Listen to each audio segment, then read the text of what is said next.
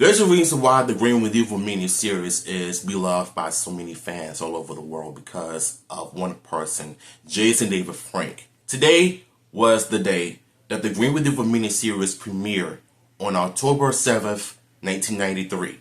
And we are here in 2024 about to do a review of one of the most iconic multi-parters in the history of Power Rangers, if not the most famous miniseries of all time. If it wasn't for Jason David Frank, we wouldn't have the most iconic Green Ranger of all time. So sit back, relax, get your Power Morphers ready because you know exactly what time it is. Hit that intro.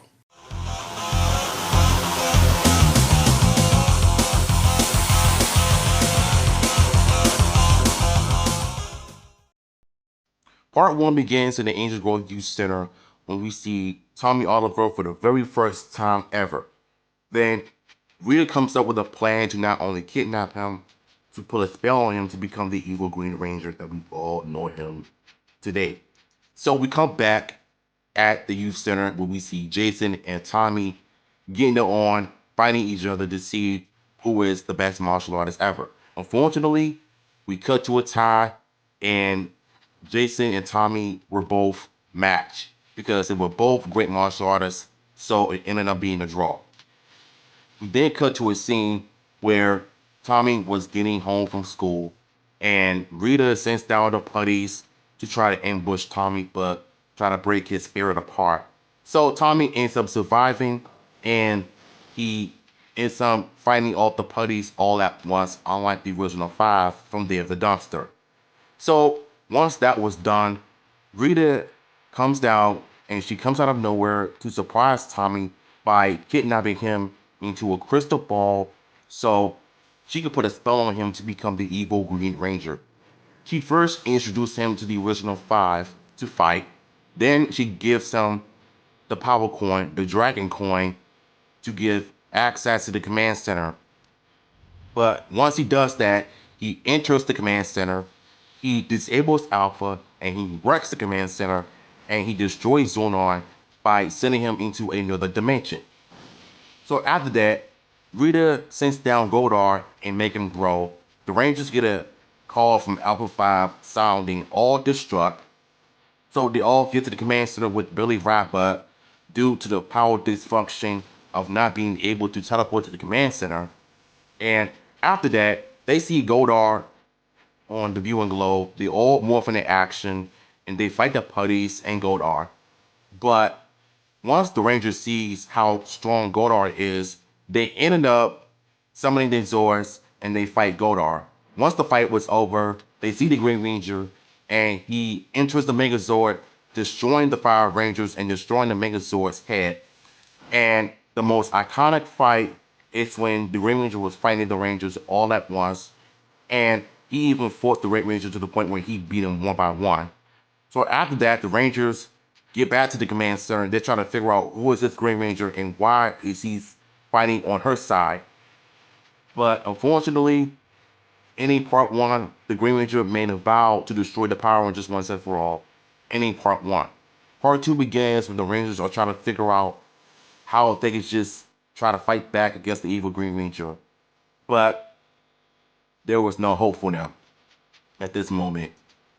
Rita sends Tommy back down to Angel Grove, where she reminds him that he is the Green Ranger until further notice. So she gives him the power coin just in case they need him. And so Jason and Zach were in the Angel Grove Youth Center, all upset and distressed, trying to figure out how to fight the Green Ranger. So Rita ends up, actually, we even cut to the command center where Billy and Trini was trying to figure out how to get the power stuff back on while they're still talking about Tommy. So Kimberly and Tommy ended up having a conversation in school, but the most iconic line from Tommy in where he said this: "Have it ever occurred to you that I have other things in my mind? Newsflash, Kimberly, you are not the center of anyone's universe." When Tommy said that, you knew he was evil from the jump. But mind you, he was mind control. So Rita ends up teleporting Tommy into the beach. So they can see if he's worthy of earning the Sword of Darkness. So they put him in a test, and he ends up passing the test right off the bat. So he ends up going back to the school, and he sees Jason for the first time in person. And so he zaps Jason into Goldar's dark dimension, and Jason was in fear of his life, trying to figure out how to get out of there. He has no idea where he was, where he is. And so the Rangers got a call from the command center that the Green Ranger is on TV once again. So they're trying to contact Jason, but little did they realize that he was being kidnapped by Tommy and Rita and them. So they end up fighting the Green Ranger again, and they all get destroyed again. And so to the point where they summoned the Zords to create the Dino Megazord. But even the Green Ranger was no match for the Dino Megazord when he blasted the Zord with his energy from the Sword of Darkness, but got blasted back. So Jason ends up fighting for his life while fighting Goldar in the Dark Dimension, but it's some struggling. He tries to fight back, but that was outmatched. Even though Jason is a tough Red Ranger, but Goldar was just overmatched and too powerful for him. So in part 2, when Jason was about to make an attempt to escape, Goldar ends up dragging his tail in part 2 with an attempt of murdering the Red Ranger for the most part. Part 3 begins when Jason is continuing to fight Goldar, but unfortunately he still struggles with it. While the others are trying to figure out how to bring Jason back, it was already too late for him.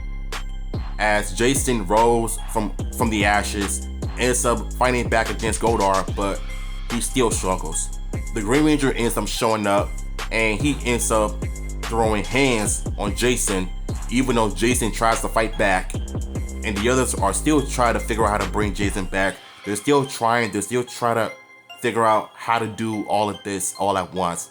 So once Jason was about to get killed by the Green Ranger, they teleported him out of the command center.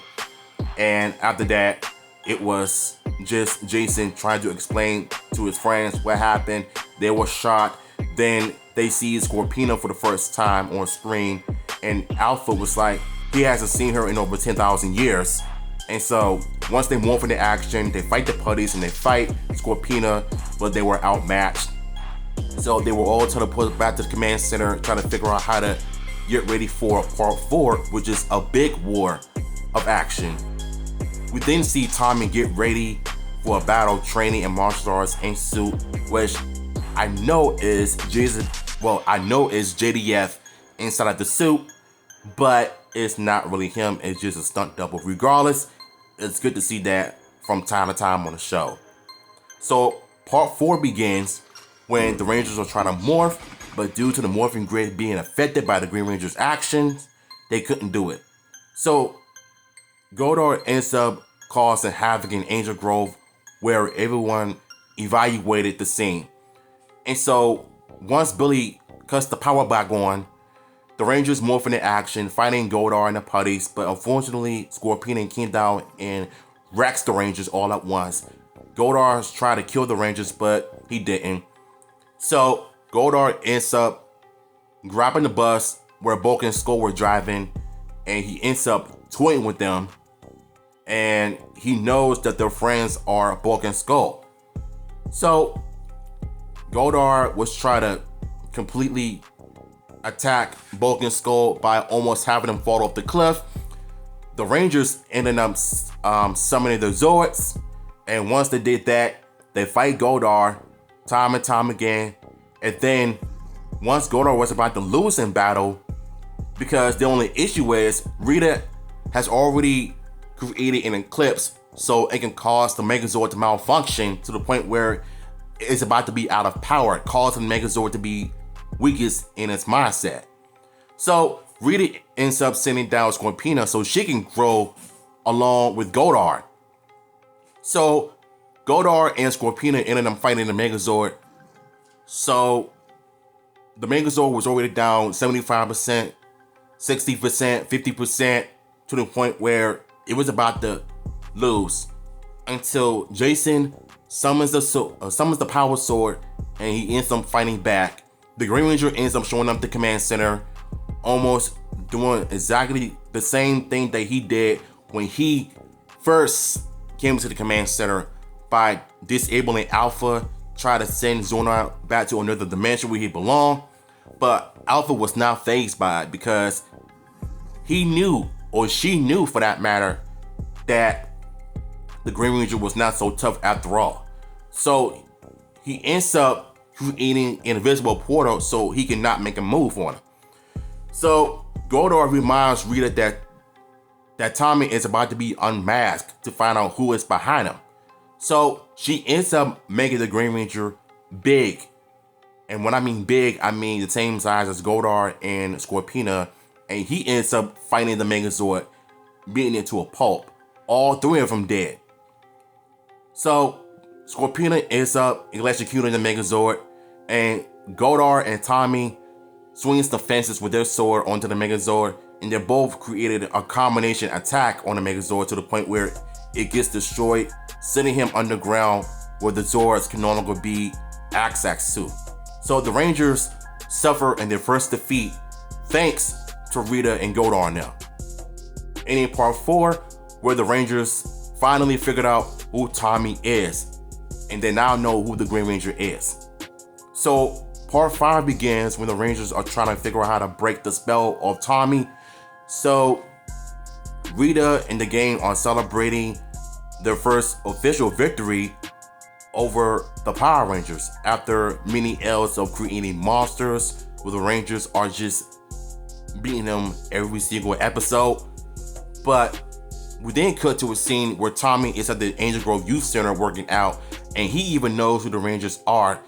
And Amy Jo Johnson, for the likes of me, has the best facial expressions in the history of the Green Devil miniseries. So once Rita gives Tommy the Dragon Flute, actually she created the Dragonzord, summoning from underground, from underwater. And Tommy ends up bonding with the Dragonzord. And after that, the Rangers they know who Tommy is. And she tells the Rangers that he knows who they are right now. And so they all morph into action, try to explain to Tommy, try to help him fight the spell, but Tommy does not want to hear none of it, unfortunately. So after that, we see Zonar finally returning after everything that the Rangers are trying to do.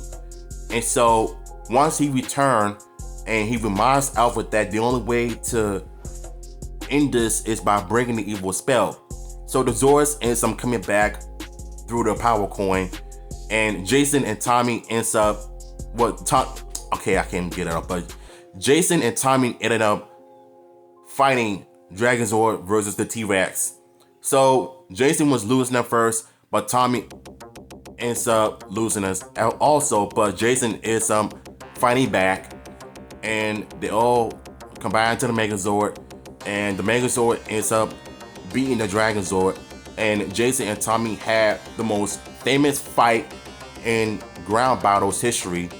And so Tommy was about to defeat Jason, and Jason glowed his sword and just destroyed the Sword of Darkness, ending the evil spell Green Ranger. So Tommy ends up being free from the spell, and Jason was trying to tell Tommy, look, you're not evil anymore. You're one of us now. And Tommy was so hesitant that he didn't want to be a Ranger anymore because of what happened. Because he was manipulated, he was under a spell.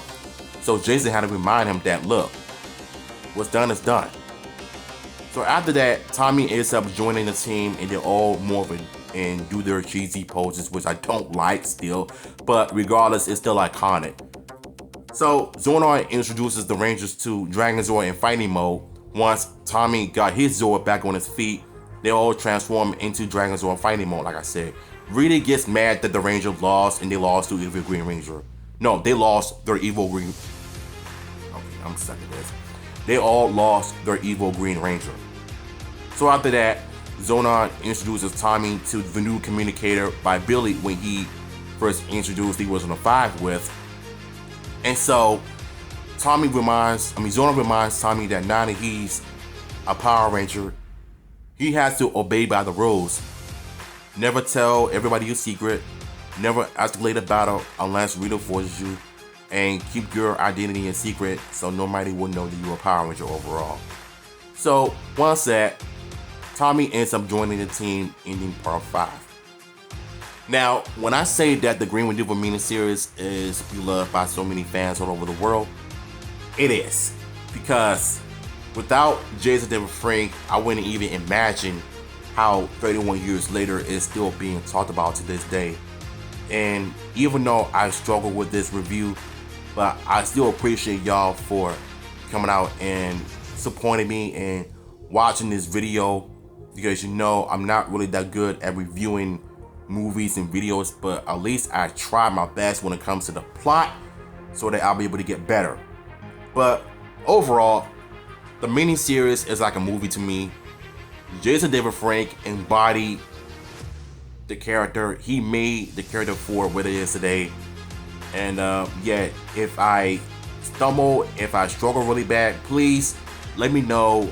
Give me the criticism I need so that I can improve on my reviews a bit better. So yeah, what are your thoughts on this mini series, and how did you like my review? Do you think I did good? Did you think I did poorly? Or do you think I did, well, I need to do better like right now? So let me know in the comments down below, and I'm gonna catch you